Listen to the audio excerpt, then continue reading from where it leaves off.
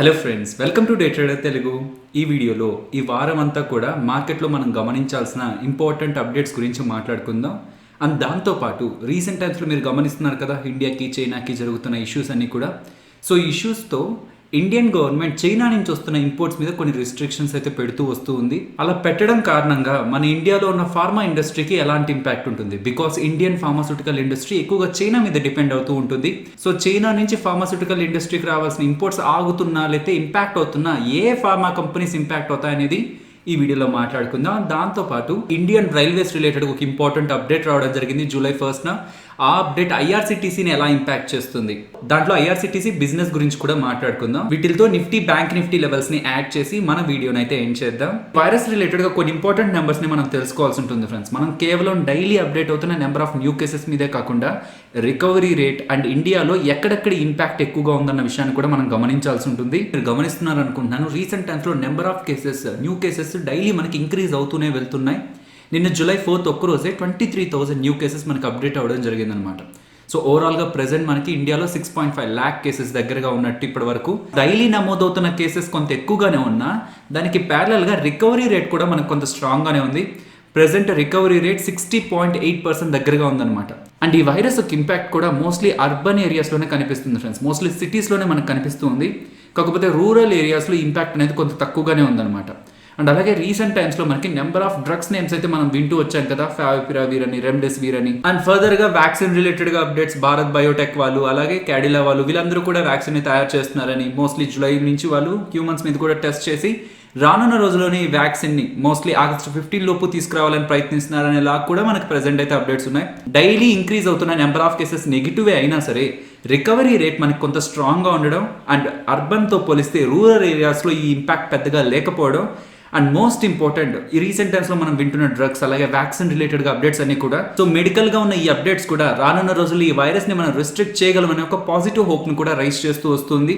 దీంతో మనకు markets number of cases పెరుగుతున్నా సరే వాటిని కన్సిడరేషన్లోకి తీసుకోకుండా కొంత టాప్ సైడ్కే మూవ్ అవుతూ వెళ్తూ ఉంది. సో ఇది వైరస్ రిలేటెడ్గా ఫ్రెండ్స్. కాకపోతే ఇండియా చైనా రిలేటెడ్గా టెన్షన్స్ అయితే కంప్లీట్గా మనకి ఇంకా క్లియర్ అవ్వలేదు. సో ఇంకా అండర్లైన్గా ఇండియా అండ్ చైనా బోర్డర్స్లో కూడా కొంత అప్డేట్స్ మనకు వస్తూనే ఉన్నాయి రీసెంట్ టైమ్స్లో.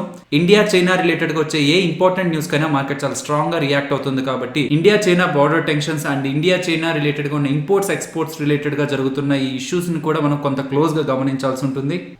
నెక్స్ట్ కంపెనీస్ యొక్క కార్పొరేట్ యాక్షన్స్ గురించి కూడా మాట్లాడుకుందాం ఫ్రెండ్స్. అంటే డివిడెండ్స్ కానివ్వండి, యాన్యువల్ జనరల్ మీటింగ్స్ కానివ్వండి, వీటి రిలేటెడ్గా ఉన్న ఇంపార్టెంట్ డేట్స్ గురించి చూద్దాం. సో కొన్ని కంపెనీస్ ఆల్రెడీ డివిడెండ్ని ప్రకటించడం జరిగింది. వాటి రిలేటెడ్గా ఎక్స్ డేట్ ఏంటి అనేది కూడా ఇక్కడ మీకు కనిపిస్తూ ఉంటుంది ఫ్రెండ్స్.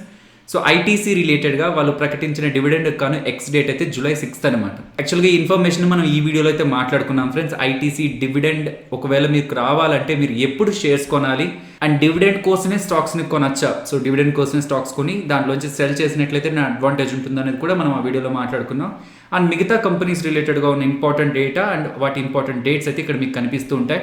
ఈ ఇమేజ్ మన టెలిగ్రామ్ ఛానల్లో అప్లోడ్ చేయడం జరిగింది ఫ్రెండ్స్. సో ఈ పోస్ట్ నేను 9:30 అరౌండ్ అయితే పెట్టాను. ఆ టైంకు ఉన్న పోస్ట్ని చెక్ చేసినట్లయితే ఇమేజ్ అయితే మీకు కనిపిస్తుంది. అండ్ రానున్న రోజుల్లో అంటే నెక్స్ట్ వీక్లో ఏ కంపెనీస్ రిజల్ట్స్ పోస్ట్ చేస్తున్నాయన్న డేటా అయితే ఇక్కడ మీకు కనిపిస్తూ ఉంటుంది. సో ఐఆర్సిటీసీ వాళ్ళు కూడా నెక్స్ట్ వీక్లో అయితే వాళ్ళ రిజల్ట్స్ని అయితే అనౌన్స్ చేయడం జరుగుతుంది ఫ్రెండ్స్. సో మీరు గుర్తుపెట్టుకోవాల్సిన ఇంపార్టెంట్ పాయింట్, ఇవన్నీ కూడా మీకు కనిపిస్తున్నవన్నీ కూడా మార్చ్ ఎండెడ్ క్వార్టర్ రిజల్ట్స్నే పోస్ట్ చేస్తున్నాయి అనమాట. యాక్చువల్గా మార్చ్ ఎండెడ్ క్వార్టర్ రిజల్ట్స్ని ముందుగానే పోస్ట్ చేయాల్సి ఉంటుంది సెబీ రూల్స్ ప్రకారం. కాకపోతే ఈ వైరస్ అండ్ ఈ లాక్డౌన్ ఈ ఇంపాక్ట్ అనేది కంపెనీ ఆడిటింగ్ ప్రాసెస్ని ఇంపాక్ట్ చేస్తుందనే ఒక ఉద్దేశంతో సెబీ జూలై 31st వరకు కూడా March ended quarter results post చేసుకోవచ్చు అని చెప్పి కొంత రిలాక్సేషన్ ఇవ్వడం జరిగిందనమాట. కాకపోతే జూలై 9th టీసీఎస్ వాళ్ళు జూన్ ఎండెడ్ క్వార్టర్ రిజల్ట్స్ని పోస్ట్ చేయబోతున్నారు friends. So June ended quarter అంటే ఆ డేటా దేనికి సంబంధించి ఉంటుందంటే ఏప్రిల్, మే, జూన్ ఈ 3 నెలల్లో టీసీఎస్ ఎలా పర్ఫామ్ చేసిందని టీసీఎస్ వాళ్ళైతే జూలై 9th అయితే అనౌన్స్ చేస్తారు. ఇది కొంత ఇంపార్టెంట్ డేటా, బికాస్ ఏప్రిల్లో మనకు కంప్లీట్గా లాక్డౌన్ ఉంది అండ్ మేలో కూడా కొంత పార్ట్ అయితే స్టార్టింగ్ పార్ట్ అయితే కొంత డిస్టర్బ్ అవ్వడం జరిగింది. కాబట్టి టీసీఎస్ రిజల్ట్స్ ఎలా ఉంటాయనేది అయితే తప్పకుండా మనం గమనించాల్సి ఉంటుంది ఫ్రెండ్స్. అండ్ ఎప్పుడైతే ఒక సెక్టార్కి సంబంధించిన లీడర్స్ రిజల్ట్స్ పోస్ట్ చేస్తుంటారో ఆ సెక్టార్ మీద కూడా ఆ రిజల్ట్ అనేది ఇంపాక్ట్ చూపిస్తుంది అనమాట.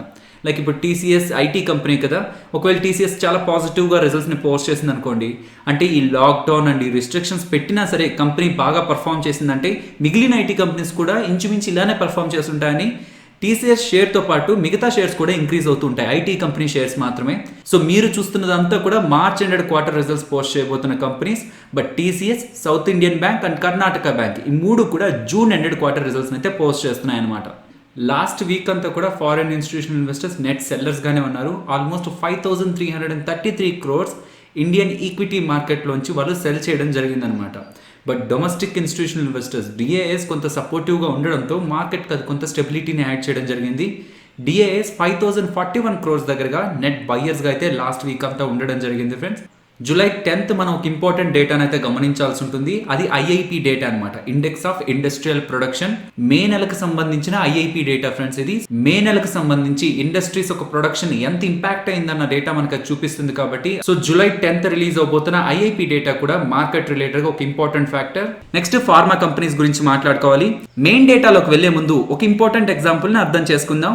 అనుకుందాం మీరు ఒక మెడికల్ షాప్ కి వెళ్ళారు, అక్కడ మీరు ఒక టాబ్లెట్ చూసారు. ఆ టాబ్లెట్ వెనక మ్యానుఫ్యాక్చర్ సిప్లా అని ఉంది. ఆ టాబ్లెట్ తయారు చేయడానికి కావాల్సి వచ్చే ప్రతి ఒక్క మెటీరియల్ కూడా సిప్లానే తయారు చేసుకోదనమాట. కొన్ని కీ స్టార్టింగ్ మెటీరియల్స్ ఉంటాయి. అంటే ఆ టాబ్లెట్ తయారు చేయడానికి స్టార్టింగ్ ఆ మెటీరియల్స్ యూస్ చేస్తేనే ఆ టాబ్లెట్ అనేది తయారవుతుంది. అండ్ ఆ టాబ్లెట్ తయారు చేయడానికి కావాల్సిన రా మెటీరియల్ ఒకటి ఉంటుంది, దాన్ని మనం యాక్టివ్ ఫార్మాస్యూటికల్ ఇంగ్రీడియంట్ అంటాం. అండ్ ఆ టాబ్లెట్ తయారీ ప్రాసెస్లో కొన్ని ఇంటర్మీడియట్స్ ఉంటాయన్నమాట. టాబ్లెట్ని మ్యానుఫ్యాక్చర్ చేసింది అయితే సిప్లానే, కాకపోతే ఆ టాబ్లెట్కి అవసరమైన ప్రతి ఒక్క మెటీరియల్ కూడా సిప్లానే తయారు చేసుకుంటుంది అనమాట. 2019 డేటా ప్రకారం ఇండియన్ ఫార్మాస్యూటికల్ కంపెనీస్ $35 billion దగ్గరగా చైనా నుంచి ఫార్మాస్యూటికల్ ప్రొడక్ట్స్ ఆర్ మెటీరియల్స్ ని ఇంపోర్ట్ చేసుకోవడం జరిగిందనమాట. ఓవరాల్ గా ఇండియన్ ఫార్మాస్యూటికల్ కంపెనీస్ చేసుకుంటున్న ఇంపోర్ట్స్ లో 67% అనేది చైనా నుంచే వస్తూ ఉంటుంది ఫ్రెండ్స్. రీసెంట్ టైమ్స్ లో ఇండియా చైనా రిలేటెడ్ గా ఇష్యూస్ ని మనం గమనిస్తున్నాం కదా. సో ఇండియన్ గవర్నమెంట్ కూడా చైనా నుంచి వస్తున్న ఇంపోర్ట్స్ మీద రెస్ట్రిక్షన్స్ అయితే విధిస్తూ ఉంది. సో ఏ ఫార్మాస్యూటికల్ కంపెనీ చైనా నుంచి వస్తున్న మెటీరియల్స్ మీద డిపెండ్ అయిందో తెలుసుకుందాం ఫ్రెండ్స్. లారస్ ల్యాబ్స్ వాళ్ళు చైనా నుంచి వస్తున్న కీ స్టార్టింగ్ మెటీరియల్ మీద ఎక్కువగా డిపెండ్ అయ్యారని 2019 డిసెంబర్ ఎండెడ్ క్వార్టర్ కాన్ఫరెన్స్ కాల్లో Laurus lab CEO doctor Satyanarayana గారు అయితే అప్డేట్ ఇవ్వడం జరిగిందనమాట. అండ్ సోలారా యాక్టివ్ ఫార్మా వాళ్ళు 30% ఆఫ్ దర్ రా మెటీరియల్స్ కోసం చైనా మీదే డిపెండ్ అవుతున్నారని చెప్తున్నారు. అండ్ గ్రాన్యూల్స్ ఇండియా వాళ్ళు పారాసిటమాల్ అలాగే మెట్ఫార్మిన్ కావాల్సిన రా మెటీరియల్స్ లో 38% రా మెటీరియల్స్ చైనా నుంచే తెచ్చుకుంటున్నారు అని చెప్తున్నారు ఫ్రెండ్స్. అలాగే అరబిందో ఫార్మా వాళ్ళు కూడా వాళ్ళు తయారు చేస్తున్న మందులకు గాను ఎక్కువగా చైనా మార్కెట్ మీదే డిపెండ్ అవుతున్నారు అని చెప్తున్నారు. అంటే చైనా మార్కెట్ నుంచి రావాల్సిన మెటీరియల్స్ వచ్చినట్లయితేనే అరబిందో ఫార్మా వాళ్ళు డ్రగ్స్ అయితే మ్యానుఫ్యాక్చర్ చేయగలరు. ఇదంతా కంబైన్ చేసి చూసినప్పుడు చైనా నుంచి ఇండియాకు వస్తున్న ఫార్మాస్యూటికల్ మెటీరియల్స్ రిలేటెడ్ గా ఏదైనా రెస్ట్రిక్షన్స్ విధించినట్లయితే ఈ కంపెనీస్ మీద అయితే ఇంపాక్ట్ ఉంటుంది ఫ్రెండ్స్. అండ్ ఏ కంపెనీస్ అయితే ఏపీఐ అంటే యాక్టివ్ ఫార్మాస్యూటికల్ ఇంగ్రీడియంట్స్ని తయారు చేస్తున్నాయో ఆ కంపెనీస్ ఇంపాక్ట్ అయినట్లయితే వీళ్ళు తయారు చేస్తున్న ఏపీఐస్ మీద డిపెండ్ అయిన అదర్ ఫార్మాస్యూటికల్ కంపెనీస్ కూడా ఇంపాక్ట్ అవుతాయన్నమాట. ఇలా మనం ఎక్కువగా చైనా మీద డిపెండ్ అవుతున్నామని మన ఇండియన్ గవర్నమెంట్ రీసెంట్ టైమ్స్లో 7,000 crores దగ్గరగా ఇన్సెంటివ్ స్కీమ్ని అయితే తీసుకొచ్చిందనమాట. అంటే ఏ మెటీరియల్ అయినా సరే ఫార్మా ఇండస్ట్రీకి నీడ్ అయిన మెటీరియల్ ఇండియాలోనే తయారు చేసే కంపెనీస్ కి కొంత ఇన్సెంటివ్స్ ఇస్తూ కొంత ట్యాక్స్ బెనిఫిట్స్ కూడా ప్రొవైడ్ చేస్తూ రానున్న రోజుల్లో మనం అసలు చైనా మీదే డిపెండ్ అవ్వకుండా మనం ఉండాలి అని చెప్పి ఇండియన్ గవర్నమెంట్ అయితే ప్రయత్నిస్తుంది. బట్ దానికైతే కొంత టైం అయితే పడుతుంది. రీసెంట్ డేస్ లో ఇండియన్ రైల్వేస్ దగ్గర నుంచి ఒక ఇంపార్టెంట్ అప్డేట్ రావడం జరిగింది ఫ్రెండ్స్. సో ఎవరైతే ప్రైవేట్ ప్లేయర్స్ ఉన్నారో ట్రైన్స్ ని రన్ చేయాలనుకుంటున్నారో వాళ్ళని ఇండియన్ రైల్వేస్ వాళ్ళు ఇన్వైట్ చేయడం జరిగిందనమాట. సో 109 పెయిర్ ఆఫ్ రూట్స్ లో 151 ప్రైవేట్ ట్రైన్స్ ని రన్ చేసేందుకు ఎవరైతే ఇంట్రెస్టెడ్ గా ఉన్నారో వాళ్ళందరినీ కూడా ఇండియన్ రైల్వేస్ వాళ్ళు ఇన్వైట్ చేయడం జరిగిందనమాట. సో రానున్న రోజుల్లో బిడ్డింగ్ ప్రాసెస్ ఉంటుంది. అండ్ ఆ బిడ్డింగ్ ప్రాసెస్ లో ఎవరైతే ఫైనలైజ్ అవుతారో వాళ్ళు ప్రైవేట్ ట్రైన్స్ ని అయితే రన్ చేసుకోవడానికి ఎలిజిబుల్ అవుతారు. సో ఈ ప్రాసెస్ ఇలా కంటిన్యూ అయినట్లయితే బై 2024 151 ప్రైవేట్ ట్రైన్స్ దగ్గరగా మన ఇండియాలో తిరుగుతాయి. సో ఇలా ప్రైవేట్ వాళ్ళు వచ్చి ట్రైన్స్ ని రన్ చేయడం కారణంగా ఐఆర్సిటీసీకి ఏదైనా ఇంపాక్ట్ ఉంటుందా దాని గురించి మాట్లాడుకుందాం. సో ఇక్కడ మీకు కనిపిస్తున్నది ఐఆర్సిటీసీ ఒక బిజినెస్ మోడల్ అనమాట. అంటే వాళ్ళు ఎక్కడెక్కడి నుంచి రెవెన్యూస్ ఎంత ఎక్కువగా సంపాదిస్తారని ఈ ఇమేజ్ చూస్తే మీకు క్లియర్ గా అర్థం అయిపోతుంది ఫ్రెండ్స్. వాళ్ళు కేవలం క్యాటరింగ్ బిజినెస్ నుంచే మోర్ దాన్ హాఫ్ రెవెన్యూస్ ని సంపాదిస్తూ ఉంటారనమాట. అండ్ దాని తర్వాత ఇవన్నీ వస్తాయన్నమాట. ఇంటర్నెట్లో టికెట్లు అమ్మడం ద్వారా కన్వీనియన్స్ ఫీ, టూరిజం, స్టేట్ తీర్థ, అలాగే రైల్ నీర్ వాటర్ బాటిల్స్ కనిపిస్తుంటాయి కదా ఐఆర్సిటీసీ వాళ్ళవి. ఇవన్నిట్లోంచి వీళ్ళు రెవెన్యూస్ని అయితే సంపాదిస్తూ ఉంటారు. సో ఇలా కొత్త ప్లేయర్స్ వస్తారు అండ్ వాళ్ళు రానున్న రోజుల్లో ట్రైన్స్ని రన్ చేస్తారు ఇంకొక 3-4 yearsలో అనుకుంటే వాళ్ళు వాళ్ళ టికెట్స్ని అంటే ఆ ట్రైన్స్కి సంబంధించిన టికెట్స్ని ఏ ప్లాట్ఫామ్లో సెల్ చేస్తారనేది మొదటగా మనం గమనించాలన్నమాట. సో ఏదైనా స్పెషల్ ప్లాట్ఫామ్ ఉంటుందా లేదంటే ఐఆర్సిటీసీ వాళ్ళ అండర్లోనే ఆ టికెట్స్ సెల్ అవుతాయి అనేది మోస్ట్లీ అండర్ ఐఆర్సిటీసీ అవి సెల్ అవ్వడానికి ఛాన్స్ ఉంటుంది. కాబట్టి వీళ్ళకి ఇంటర్నెట్ టికెటింగ్లో ఇంకాస్త ఎక్కువ రెవెన్యూ జనరేట్ అవ్వడానికి అయితే ఛాన్స్ ఉంటుంది ఫ్రెండ్స్.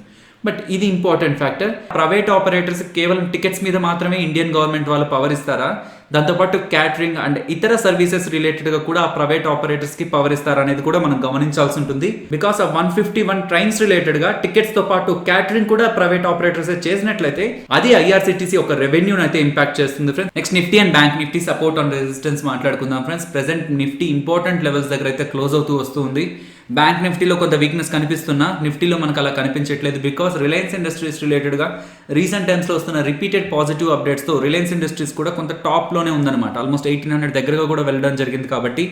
అండ్ రిలయన్స్ ఇండస్ట్రీస్ నిఫ్టీలో ఒక హెవీ వెయిట్ కాబట్టి నిఫ్టీ రిలేటెడ్గా కొంత స్టెబిలిటీ అయితే మెయింటైన్ అవుతూ వస్తుంది. రానున్న రోజుల్లో నిఫ్టీకి సంబంధించిన హెవీ వెయిట్స్ కొంత స్టెబిలిటీని మెయింటైన్ చేసినట్లయితే నిఫ్టీ 10,720 కూడా బ్రేక్ చేసి టాప్ సైడ్కి వెళ్తున్నట్లయితే 11,000 సైకలాజికల్ మార్క్ను కూడా నిఫ్టీ టచ్ చేయడానికి అయితే ఛాన్సెస్ అయితే ఉన్నాయి. సో నిఫ్టీ సపోర్ట్ 10,540 దగ్గర గమనిస్తున్నాను అండ్ రెసిస్టెన్స్ 10,660 దగ్గర ఇమీడియట్గా ఇఫ్ అది బ్రేక్ అయితే 10,720. బ్యాంక్ నిఫ్టీ సపోర్ట్ 21,600 దగ్గర ఇమీడియట్గా అండ్ రెసిస్టెన్స్ 22,260. ఇఫ్ అది బ్రేక్ అయితే 22,840 ఫ్రెండ్స్. జూలై 5th అంటే ఈ రోజుతో మనకి అప్ స్టాక్ వాళ్ళు ప్రొవైడ్ చేస్తున్న ఆఫర్స్ అయితే ఎండ్ అవుతాయని చెప్తున్నారు.